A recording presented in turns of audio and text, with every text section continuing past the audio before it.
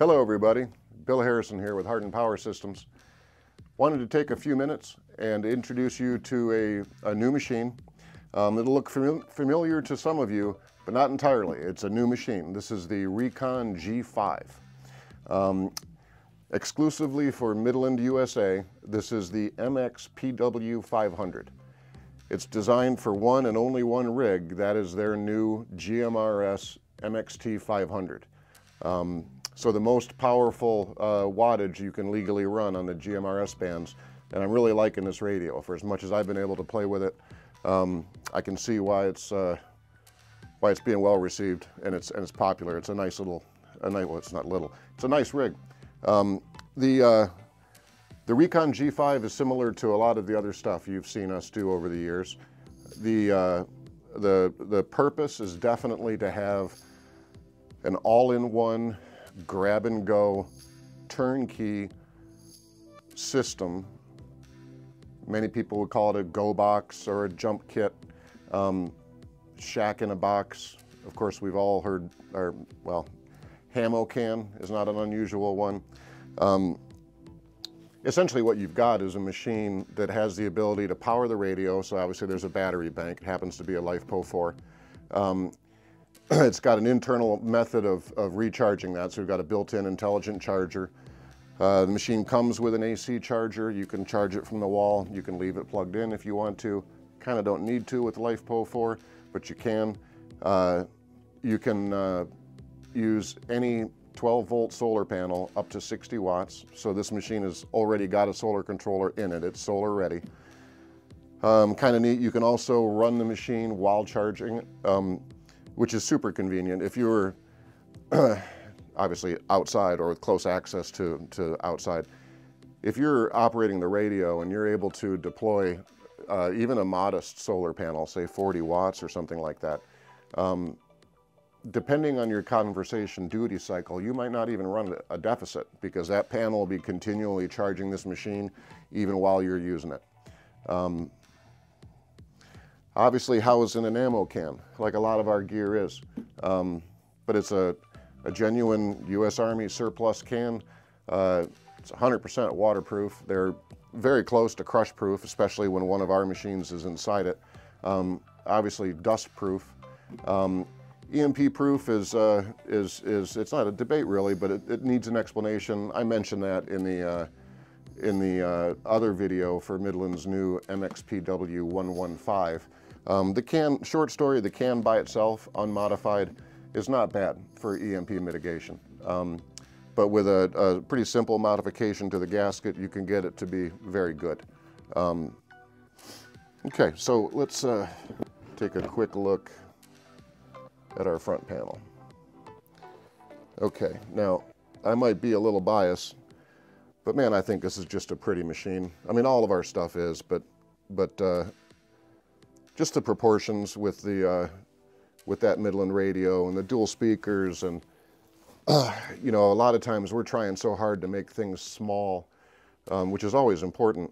But it's nice to have a presentation of the front plate that is, I don't know, maybe it's less cluttered. It's a little more minimalist, even though there's a lot going on. Anyway, front panel.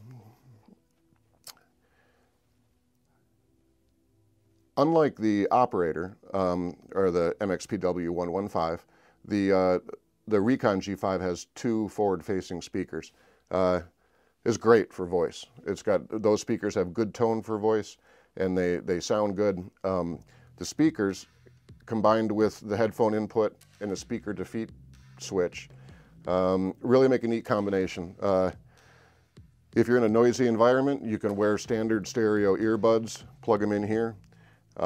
If you're in that same noisy environment, but you needed others to be able to hear the same traffic, you can leave the speaker defeat switch off. If you wanted to run completely silently, or at least for listening, you can turn the speakers off, leave the headphones on. It works out nice. Charge indicator here, and these are simply 4 LEDs.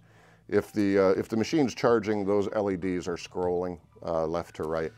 If they're flashing continuously, it means that you're trying to charge, you've got it plugged into the wall or you've got the solar panel plugged in, but you do not have the main switch on. And if the main switch isn't on, the circuit isn't closed to the charger. If you see a single LED like you do right here, that's because that system is in standby. It's just waiting to do something. Okay. Main power switch. Similar to some of our machines, when we can support a rig that does not have a phantom load, like the Midlands MXTs don't, we have it set up. Obviously, I just turn the radio on. But notice I just turn the main power off and the rig stays lit. That's deliberate.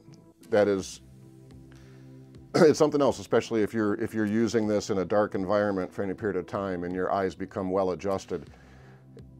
And of course, that's why we run red meters to mitigate the night vision impairment. But they do throw a fair amount of light when your eyes are really well adjusted. So it's just a nice option. You can shut that down and the radio will still run. The USB won't, that'll be powered down, and the auxiliary power Anderson power pole will be shut off, as will the fan. So we'll power back on. So yeah, a switch here for a fan, and that fan is embedded in the rig deck underneath the radio. And you know, the fan's kind of a, that fan's been in a machine of either this, of this type of design for rigs like this for a number of years for us. And I don't know if it was a good idea because we've never had any issues with heat, or if it's not necessary because we've never had any issues with heat. I personally have not had issues. Early on, we had concerns from customers and from people who knew what they were doing that, hey, you're running inside a metal can, it'd be good to be able to actively cool. I guess all I would say about the fan, use it if you think you need it. It doesn't pull much power. And that's another nice thing about the way this rig is designed. When I say it doesn't pull much power, I know that because if I turn off the radio and I leave the rig on, and you see our ammeter here, and we're sitting at 0. I turn the fan on, and that fan's pulling 0.07 amps. Not a whole lot of power, but it's still good to know. So now, of course, if I then turn the rig on, you see the rig's standard idling power demand plus the fan. Turn the fan off, you see that drop. I really like the ammeter. I realize it's kind of old school, but it's real time, it's accurate, it's simple, and it can clue you into how your system is running. If you key up and you see more power being pulled than you're used to seeing, that gives you a clue to maybe check your antenna, check some connections. Something is different here. How come I'm pulling a little more power than normal? The voltmeter, I suppose, is kind of obvious. Not only can you see the voltage sag that can occur depending on how charged the battery is and what your power settings on the radio, kind of the same idea as the ammeter. It's nice to be used to seeing what you normally see. So if there's something different, you know something's going on. 3 amp USB charger. This is strictly for powering or charging devices. It is a fairly powerful little USB. It peaks at 3 amps. The Anderson power poles. Probably the best DC low loss power connection scheme that I'm aware of. And there's a lot to that, and there's no need to drill down into what makes them so great.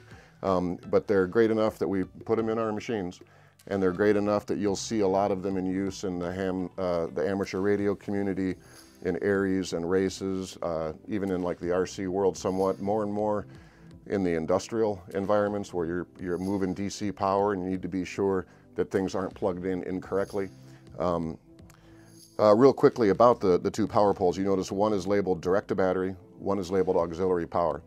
The auxiliary power is just that. Say you had and you might not have a tuner, of course, in the case of the MXT, but you had a peripheral, you had another device you wanted to be able to run. That aux power is read by the ammeter. So there again, you'll have an idea how much power you're pulling. The direct to battery is not. that connection goes directly to the battery bank. Couple of reasons for that. One, the battery in this is a 10 amp hour LiFePO 4. So figure 120 plus watt hours of DC energy. But LiFePO 4 is amazing for its ability to push a lot of current downstream. If you ask a lot out of that battery, it'll give it to you. And oftentimes, it can burn wires. If you're trying to pull that much power, the battery isn't going to be harmed by it. It's going to do it. And it's nice to have a direct connection to the battery that does not pass through any switches. For example, and I know people have done it even with some of our smaller machines, if you needed to jump a vehicle, okay, let's assume that the vehicle is in otherwise good running condition and the only problem is that the battery is dead. You can come right out of this, connect to that battery, and when you turn the key to jump that car, you're probably going to get 10, 15 amps easy through this connection. The battery will do it. But if in a scenario like that, we wired that through, like say, the main power switch, you would risk burning out the switch. So it's a real beefy, robust connection between this and the battery. Very nice to have. A little cheat sheet for the channel frequency on GMRS, very handy to have, especially when it's right in front of you. An SO239 antenna extension. This is mil-spec LMR 400, really nice cable. Storage for the microphone, right? So Midland was good enough to give us a nice beefy mic, and this fits just nicely in there. Also, not be a bad time to go over this. So one of the things that we try to do is to make an owner's manual unnecessary. A combination of trying to design the machines so they're as intuitive as possible, as simple as possible, even though the job sometimes that they're doing can be kind of complex, and then putting whatever information that's necessary on the faceplate of the machine itself. Now, in the case of this Midland, we had a neat opportunity, and this, it's kind of funny, we've already had a few occasions where people are wondering how they remove this, because these are nylock nuts. Well, there's just neodymium magnets on the back. It's pretty handy, right? But it sticks. I mean, there's no doubt that it's stuck there. But this is a laser plate. It's very durable. It's about 1/16 of an inch thick. And for the MXT 500, we were able to put the entire quick reference dialogue from the manual, some troubleshooting stuff, the phonetic alphabet, some notes, and then what is pretty nice, I think, is being able to have a place to store the click stands and be confident that when you close the door, that these are not going to interfere with anything or hit. It does occasionally happen. Customers have cut cords or broken stuff that was in between the lid, because when you cam this over, there's a tremendous amount of force there. It's going to close, which reminds me of one thing to mention. We're looking at the front plate. The Midland mic, happily, it's easy to take on and take off, because don't forget to unplug this before you close that lid, or something is going to break. When you install your MXT 500 into this machine, you do not need to use any of the OEM accessories that came with it. And that's very much on purpose. Say you bought the radio and you're going to install it in your Jeep, and you do so. So you use the Midland OEM power cable and the inline fuse and whatever else you've done. This machine comes with the power adapter, so you'll be able to plug directly your MXT 500 directly into the Recon. Clearly, the antenna cable is supplied. The audio cable is of course integrated into the Recon. So once you connect antenna, power, and audio, you're pretty much installed. that's pretty much it. One thing that I liked very much about this design as it was maturing, it can be a challenge to hold a radio in a way that holds it secure but doesn't pinch it, or holds it secure but is able to be removed without tools. We've certainly accomplished that here. This kind of butterfly shaped retainer, these are beefy straps of silicone that go all the way down the side of the radio into the rig deck. And you take this and lift up, and it does take some strength. You lift this up and you can slide the radio right out. Worked out real nice. This is a storage cubby for the AC adapter, or something else. There's enough space here that there's a little more room than is needed just for the AC adapter. It's unlikely that you're going to have to worry about it because of the lifespan of LifePo 4, which is amazing. Definitely at least 2,000 charge cycles. But if you did need to replace the battery or just wanted to poke around inside, these are the only 2 screws on the machine that are Phillips. So you pull these 2 screws, and of course you'd remove the radio first. And this whole assembly, the deck and this back panel, rotate up and lift out of the way, and you can access the battery. Probably the last thing to show you, and honestly, from a design standpoint, I was really happy when we were starting to realize that we were going to be able to do something. On the operator, one of the things that people have always liked is that the antenna and the radio and the mic are all inside this little closed can. If you remember the can, you've remembered everything. And I, at first, did not think we were going to be able to do that with the MXT500. But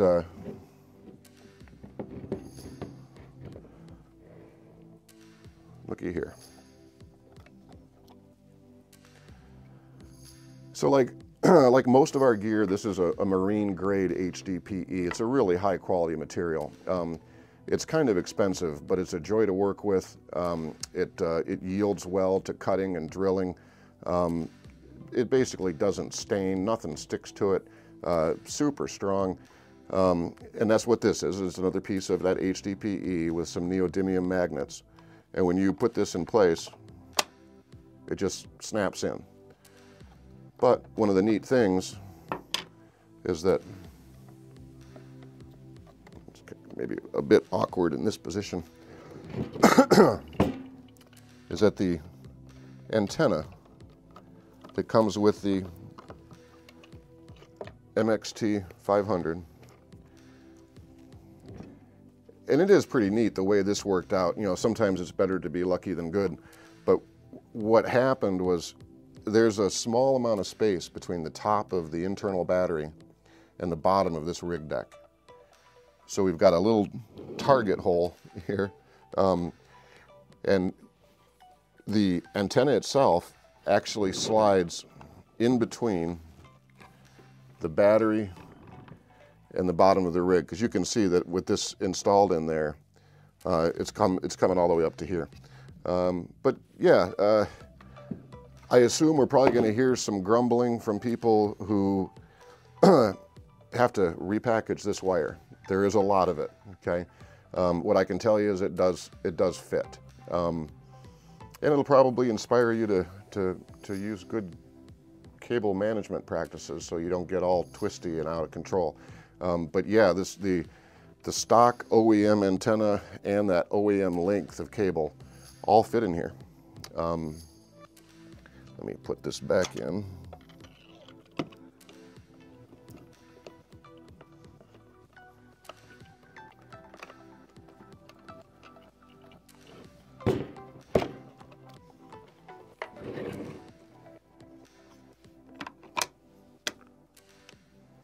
Okay. So,